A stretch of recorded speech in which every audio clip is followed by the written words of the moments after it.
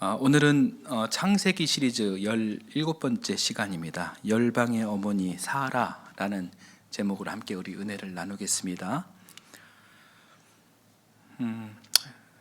사라라는 인물은 유대인들을 비롯해 오늘 우리 기독교 한국교회 안에서도 그 믿음의 큰 어머니, 열방의 어머니로 이렇게 칭송받고 있습니다. 여러분, 그 어머니 이 사라에 대해서 얼마나 여러분들 알고 계십니까? 믿음의 어머니라고는 하지만 솔직히 그냥 아브라함의 아내 그 정도 알고 계시지 않습니까? 사실 그 정도로 이해할 수밖에 없을 거예요. 사라에 대해서 그동안 잘 배우지도 않았고 또 성경에서도 솔직히 많이 등장하지도 않습니다. 등장하더라도 엑스트라 정도로 아주 간단하게 나오는 경우가 대부분입니다. 그런데 오늘 본문의 장인 16장은 이 사라를 이 주연급으로 등장을 시켰습니다. 오늘 말씀을 통해서 사라에 대해서 우리가 좀 더 깊이 이해하는 그런 시간이 되었으면 합니다. 사실 사라, 그러니까 이 여인의 행보에 대해 우리가 조금만 관심을 갖자면 정말 이 안타깝고 가슴 아픈 그런 스토리를 우리가 확인할 수가 있습니다. 아브라함의 아내 사라, 성경은 이 사라를 아브라함의 아내로 설명하고 있죠. 사라는 아브라함이 부르심을 받고 가나안으로 입성할 때 따라갔던 여인입니다. 12장에서는 사라를 그렇게 엑스트라로 이렇게 소개하고 있죠. 또 13장에서 사라는 아브라함이 기근으로 이집트를 떠날 때 따라갔던 여인입니다. 이 13장 역시도 이 사라를 엑스트라로 그렇게 소개를 하고 있습니다. 그렇게 소개하면서 한 가지 사건에서 이 사라를 조연급으로 그렇게 등장시켜 줍니다. 그 사건이 무엇이었냐면 남편 아브라함이 하지 말아야 할 행동을 하죠. 자기 이집트에서 자기 목숨을 부지하기 위해 아내 사라를 누이라 이렇게 속인 그런 치졸한 행동입니다. 이 사건에서 첫 번째는 아브라함의 이 행동이 비난을 받아야 합니다. 그런데 둘째, 당시 이집트 사람들도 이렇게 좋은 사람들은 아니었습니다. 성경에서 사라의 외모가 예뻤다 이렇게 사라를 이렇게 이렇게 사라를 그렇게 소개를 하는데 예쁜 사람이었다라고 소개를 하는데, 예쁜 여자가 이 도성에 나타나면 강제로 그 여자를 취하고 그 여자에게 남편이 있으면 남편을 죽이면서까지 여자를 취하는 그런 이집트의 그런 나쁜 문화가 있었던 것 같아요. 이것은 굉장히 못된 그런 문화죠. 그러니까 이런 상황에서 순전히 피해자인 사라의 심정에 대해서 성경은 아무 말도 하지 않고 있어요. 성경은 침묵하지만 여러분, 우리가 한번 이 사라의 마음을 한번 공감 한번 해볼까요? 여러분 이 사라의 심정이 어땠을까요? 남편에게 배신당하고 또 이집트 사람에게, 권력 있는 사람에게 유린당하는, 어느 곳 하나 기댈 곳 하나 없었던 이 사라의 심정이 여러분 어땠을까요? 오늘 말씀을 통해서 이 사라의 마음을 여러분 적극적으로 이해해 주시길 바랍니다. 12장에서 아브라함이 자기 아내를 누이라 속이고 바로에게 넘겨주는 장면, 여러분 잠깐 한번 상상해 보시겠습니까? 그 장면은요, 그냥 단순하게 잡고 있던 아브라함 손을 잠깐 놓았다가 잠깐 바로의 손으로 넘어가고 다시 아브라함에게 넘어온 그런 아주 단순한 상황이 아닙니다. 그런 단순한 상황이 아니에요. 얼마 기간 동안 바로의 아내로 살았던 상황이에요. 그 기간 동안 여러분 어떤 일이 있었을까요? 이 어두운 권력의 질서 속에서 말할 수 없는 폭력, 우리가 상상할 수 있는 그 이상의 폭력이 절대적 약자인 사라에게 아마 있었을 것입니다. 남편에게 버림당하고 또 권력의 놀이개로 잠시나마 그렇게 살았던 그 순간은 이 여인에게 정말 씻을 수 없는 엄청난 수치와 수모, 그러니까 이 단어로 다 소화할 수 없는 정말 죽고 싶은 심정의 순간이지 않았을까요? 여러분, 사라의 마음이 어땠을까요? 13장 말미에서 다시 아브라함의 품으로 돌아왔다 하더라도, 그 지옥 같은 순간을 벗어났다 할지라도 이 사건은 사라에게 엄청난 트라우마가 됐을 것입니다. 하루하루 그 트라우마 때문에 숨지기조차 그런 힘든 나날의 연속이었을 것입니다. 그런데 여러분, 전적인 피해자인 이 고통스러운 사라의 음성과 마음이 성경에서는 전혀 언급되지 않고 있습니다. 그러나 남자들의 이 음성은 있습니다. 당신이 내 누이라고 하시오. 이 아브라함 음성은 있습니다.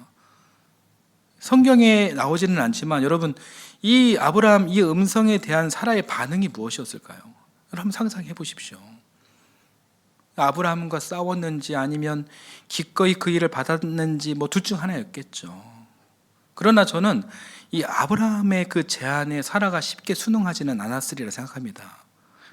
여러분이면 그걸 쉽게 순응하겠습니까?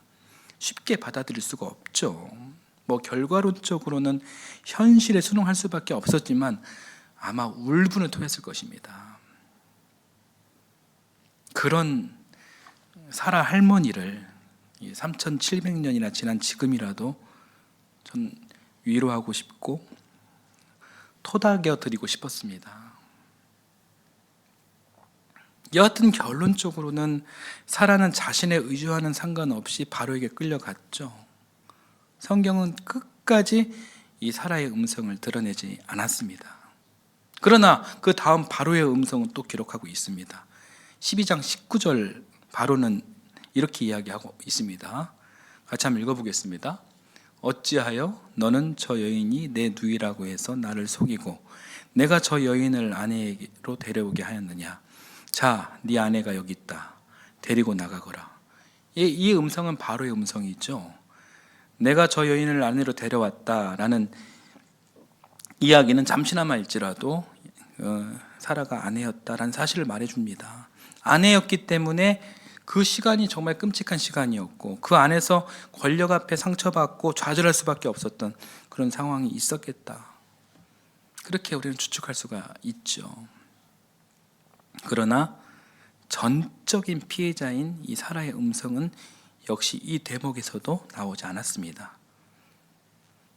창세기를 쓴 저자가 이 자리에 있다면 이렇게 변명했겠죠. 당신은 남성 중심의 세상이었고 힘의 질서 속에서 여인의 감정은 무시당했을 그런 상황이었다. 그렇게 변명했겠죠. 그러나 지금 우리는 철저히 사라 입장에서 지금 성경을 보고 있습니다. 그렇기 때문에 그런 이야기들은 이해할 수 없는 변명밖에 들리지 않습니다.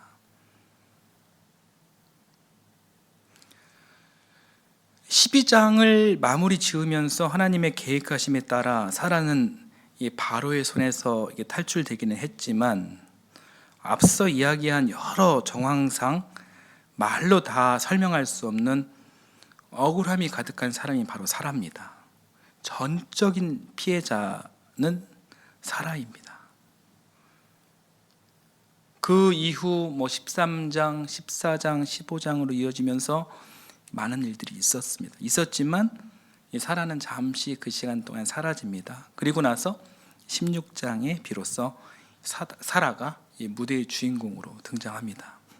그 이야기가 오늘 본문 1절에서 6절까지 말씀이에요.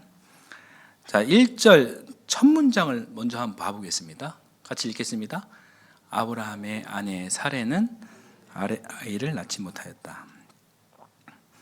이 많은 상처가 있는 사라에게 또 하나의 큰 문제가 또 있었습니다. 아이를 낳지 못한 것이 큰 문제입니다.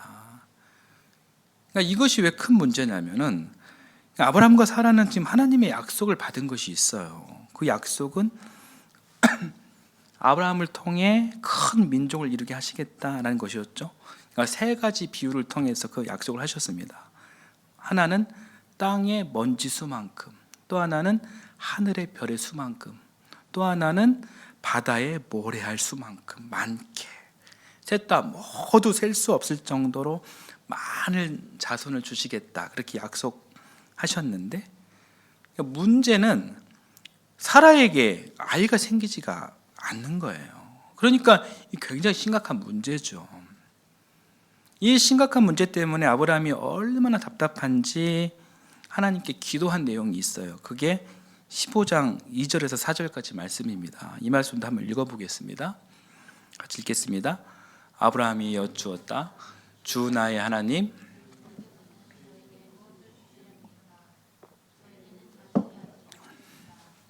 저의 재산을 상속받을 자식이라고는 다마스쿠스 녀석 엘리에셀 뿐입니다. 주님께서 저에게 자식을 주지 않으셨으니 이제 저의 집에 있는 이 종이 저의 상속자가 될 것입니다.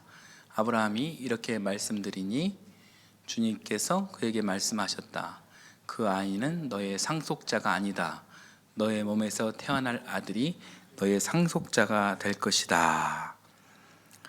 여러분, 지금 이런 상황이에요.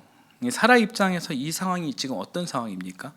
남편은 저렇게 간절하게 기도하고 있고 또 하나님께서는 주시겠다 약속을 하시고 있는 상황이죠.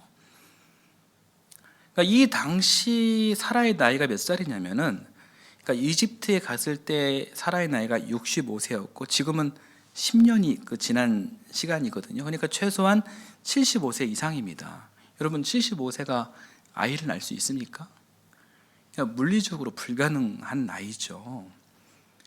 이 상황을 보고 있는 사라 입장에서 어땠을까요? 답답할 노릇이죠. 그 답답함이 충분히 이해가 됩니다. 그 답답한 나머지 사라가 이런 생각을 하게 된 거예요. 자, 오늘 본문 1절 하반절을 보겠습니다. 같이 읽겠습니다. 그에게는 하갈이라고 하는 이집트 사람 여종이 있었다. 여러분, 무슨 일이 벌어질지 이제 감이 오시죠? 여종 하갈은 이집트 사람입니다. 이 종이 언제 생겼냐면 10년 전 이집트에 있을 때 아브라함이 아내를 누이라 속이면서 바로에게 넘겼죠. 근데 그 대가로 얻은 종이 지금 이 여종이에요. 그러니까 이 여종은 10년 동안 지금 아브라함 사라와 함께 살았던 사람이에요. 자, 그리고 2절을 또 계속 이어서 보겠습니다. 사레가 아브라함에게 말하였다. 주님께서 나에게 아이를 가지지 못하게 하시니 당신은 나의 여종과 동침하시오. 하갈의 몸을 빌려서 집안의 대를 이어갈 수 있기를 바랍니다. 아브라함은 사레의 말을 따랐다. 정말 이 사라의 인생 어떻습니까? 정말 기구합니다. 이 사라는 지금 큰 결심을 한 거예요. 하나님은 약속하시고 남편은 저렇게 간절히 기도하고 자신은 생리적으로 출산할 수 없는 몸 상태니 사라가 선택한 결정이 방금 읽은 2절이라는 것입니다. 이런 선택을 할 수밖에 없는 사라를 생각하면 정말 안타깝다, 그런 마음이 먼저 들기는 하지만 그래도 사라는 아주 총명하고 진취적인 그런 여인이었던 것 같아요. 하나님의 말씀을 뜻을 왜곡하지 않는 선에서 지금 이 일을 꾸민 거거든요. 이게 무슨 말이냐면 하나님께서 말씀하신 자손의 축복이란 남편 아브라함의 자손인 것이지 꼭 자신의 몸을 통할 것이다 라고는 말씀 안 하셨거든요. 그러니까 하나님 말씀을 왜곡하지 않으면서 하나님의 약속과 남편의 소망과 그리고 아들을 원하는 것은 사라 자신의 소망이기도 했거든요. 그 모든 일들을 현실화시키기 위해 지금 그 지혜를 발휘했던 것입니다. 자기가 할 수 있는 모든 지혜를 총동원해서 지금 그 일을 꾸민 것입니다.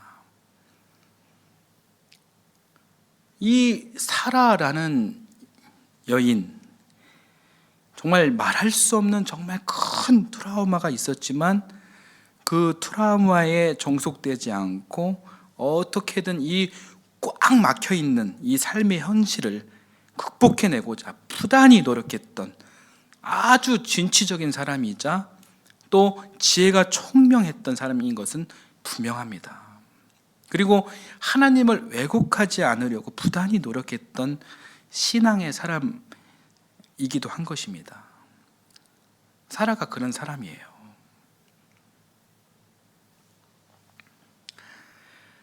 자기의 종 하갈을 아브라함의 둘째 아내로 맞이하도록 허락한 이 대목에서 우리 사라의 심정을 한 번 더 조금만 더 깊이 들어가서 한번 생각을 한번 해보겠습니다. 사라 본인도 원치 않게 권력이 있는 다른 남자의 여자가 되어 본 적이 있잖아요. 그게 자신의 견디기 어려운 그런 트라우마였을 텐데, 하갈을, 다른 여인을 자기가 가진 권력을 이용해 원치 않는 남자에게 맺어주는 그 일을 하고 있으니 사라의 마음도 아마 편치 않았을 것입니다.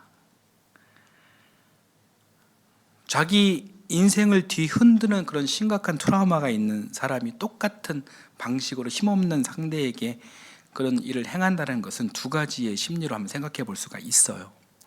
하나는 자기가 겪은 이 트라우마를 극복하기 위해서 상대에게 고통을 주며 자신의 그 문제를 해소하려는 사이코패스, 반사회 인격 장애의 심리가 있을 수가 있습니다.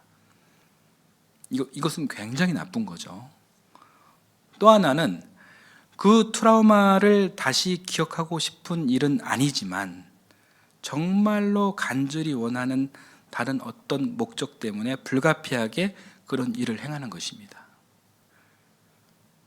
사라의 경우는 여러 가지 정황상 후자가 맞을 것입니다. 사라에게는 자식이 필요했습니다.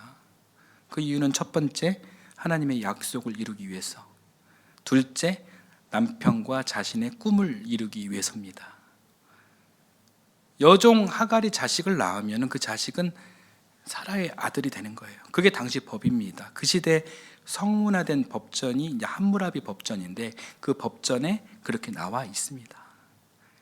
그렇게라도 사라는 자식을 갖고 싶었고 어머니가 되고 싶은 간절한 열망이 있었습니다. 사라가 어느 날 모든 이들에게 열방의 어머니라 이렇게 칭송을 받지만 지금은 열방의 어머니는커녕 이 한 사람의 어머니가 되고자 하는 마음이 간절합니다.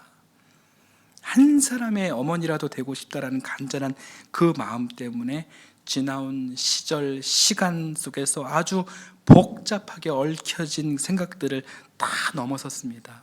모든 걸 다 퉁치고서라도 하갈을 결국 남편 품에 안겨주게 됩니다. 4절을 또 이어서 보겠습니다. 같이 읽겠습니다. 아브라함이 하갈과 동침하니 하갈이 임신하였다.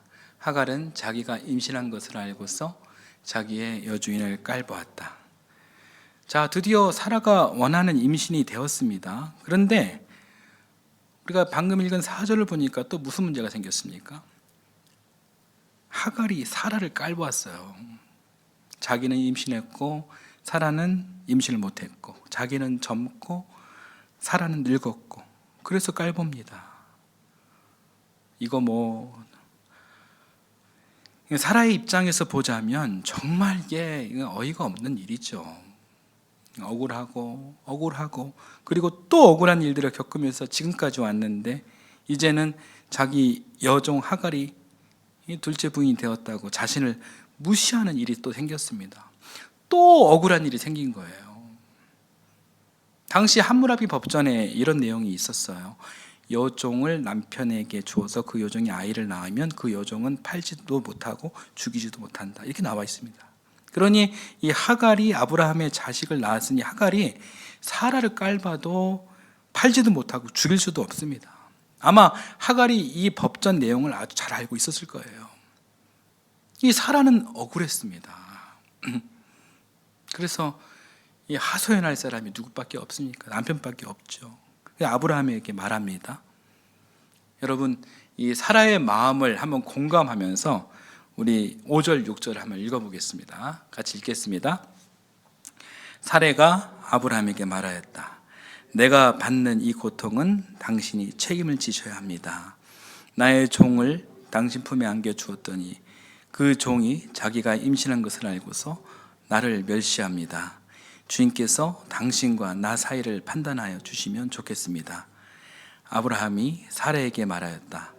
여보, 당신의 종이니 당신 마음대로 할 수 있지 않소? 당신이 좋을 대로 그에게 하기 바라오.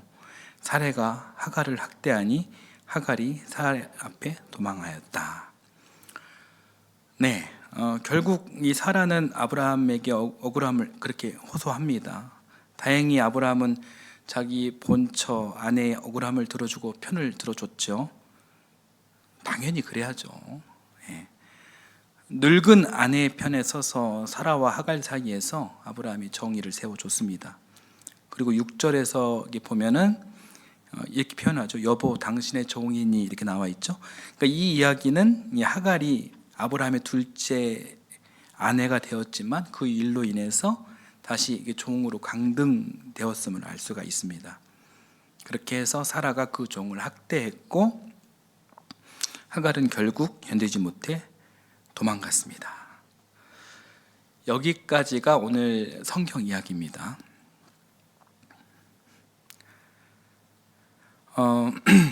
여러분, 그 3,700년 전 이야기거든요. 이때 살았던 사라, 우리 사라 할머니, 여러분 이 어떤 인물인 것 같습니까? 여러 가지 생각이 있으시죠? 생각이 들죠? 남편에게 배신당하고 바로에게 몸을 내어주면서 온갖 수치, 수모를 당하고 또 자기 여종을 남편에게 안겨주기도 하고 그 여종에게 무시를 당했던 여인.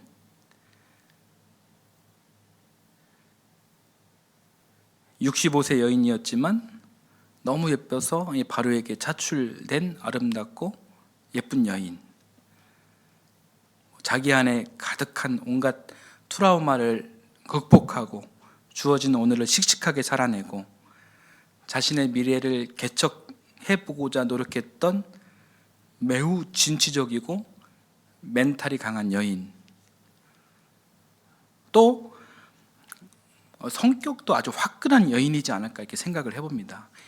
자신을 억울하게 만든 하갈을 학대한 이야기는 자기의 계획이 있었지만 그 계획이 있을 때 과감히 그 계획을 철회해버리는 아주 화끈한 여인이지 않았을까 이런 생각도 해봅니다. 성경이 전해주는 그런 여러 정황들을 생각했을 때 이렇게 이 정도 사라라는 여인에 대해서 이 정도 정리를 할 수 있을 것 같습니다. 그렇지만 이 사라가 살아온 인생은 참으로 기구한 것은 사실입니다. 사라는 이 억울함의 트라우마가 가득한 사람입니다. 이것이 혹시 자기의 운명인 것은 아닌지, 이 운명론에 빠져 수도 없이 좌절하고 절망하고 어쩌면 이 운명을 탓하며 수도 없이 이 여인은 정말 자살 기도도 하지 않았을까 그렇게 상상도 해봅니다. 그러나 이 여인에게는 꿈이 있었습니다. 그 꿈은 입양을 하면서까지도 어머니가 되고 싶은 것이었어요. 그렇게까지 생각하고 결심하고 행동하고 그렇게 해서 어머니가 될 뻔했는데 여종이 도망감으로써 자신의 꿈이 또다시 좌절되었습니다. 계획했던 것이 다 다시 수포로 돌아갔어요. 그러나 여러분, 사라 이야기는 우리가 잘 알고 있다시피 해피엔딩으로 끝나죠.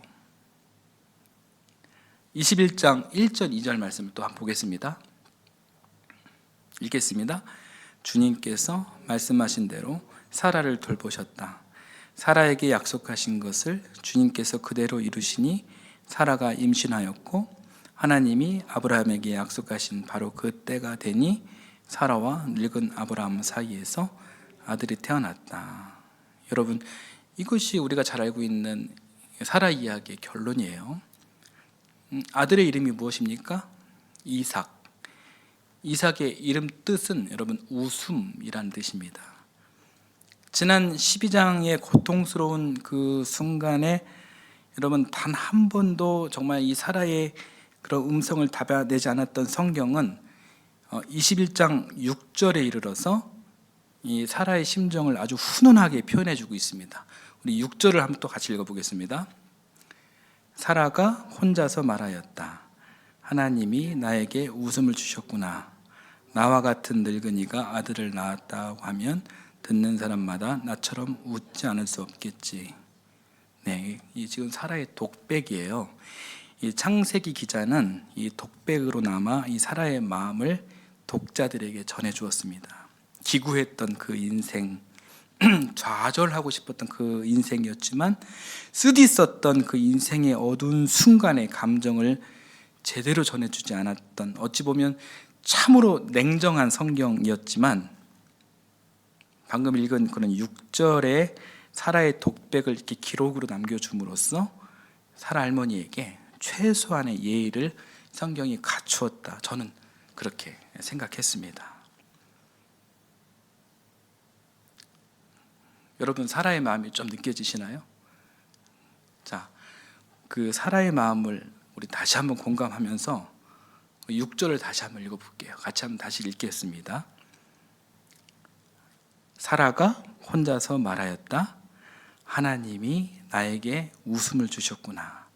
나와 같은 늙은이가 아들을 낳았다고 하면 듣는 사람마다 나처럼 웃지 않을 수 없겠지. 저는 이 대목에서 눈물이 났어요. 사라 할머니가 웃었다고 하니까 안도의 한숨을 쉬었습니다. 정말 기뻐하는 우리 사라의 마음이 읽혀집니다. 자, 오늘 말씀에 대한 결론을 여러분 이렇게 한번 정리를 하고 싶습니다. 결국 사라는 자기 인생을 열심히 살았는데 자기가 살아온 인생은, 자기가 판단하고 결정한 인생은 계속해서 좌절되었다. 자기의 계획은 수포로 돌아갔다. 그러나 결론은 웃음이었다. 이삭이었다. 그토록 원하던 어머니가 되었다. 이게 사라 이야기의 전부죠. 여러분, 무엇의 도움으로 그리 됐을까요? 자기 생각으로요? 아니에요. 자기의 계획이 있었지만 결국 다 숲으로 돌아갔다고 했죠. 남편 아브라함의 도움으로요? 아니요. 아브라함은 물론 결정적일 때 편들어줘서 고맙긴 하지만 이 사라의 기구했던 인생은 아브라함의 잘못이 가장 큽니다. 어떤 도움이었냐면 전적인 하나님의 은혜였습니다. 하늘에서 일방적으로 오는 그 도우심의 은혜로 하나님의 약속이 사라 위에서 이루어진 것입니다. 그래서 사라는 하나님의 은혜로 말미암아 오늘날 우리들에게 열방의 어머니로 칭송을 받고 있는 것입니다. 여러분, 사라 이야기는 결국 하나님의 은혜 이야기입니다. 여러분, 우리가 아까 부른 은혜라는 찬양에 이런 가사가 있죠. 내가 누려왔던 모든 것들이, 내가 지나왔던 모든 순간이, 내가 걸어왔던 모든 순간이 당연한 것 아니라 은혜였소. 우리는 살면서 여러분 이 은혜가 잘 보이지 않는다고 우습게 여길 때가 있습니다. 은혜를 구하지 않는 마음은 분명 우리 속에 있습니다. 내 생각이, 내 힘이 그 은혜를 이길 때가 더 많습니다. 솔직히 압도적으로 많습니다.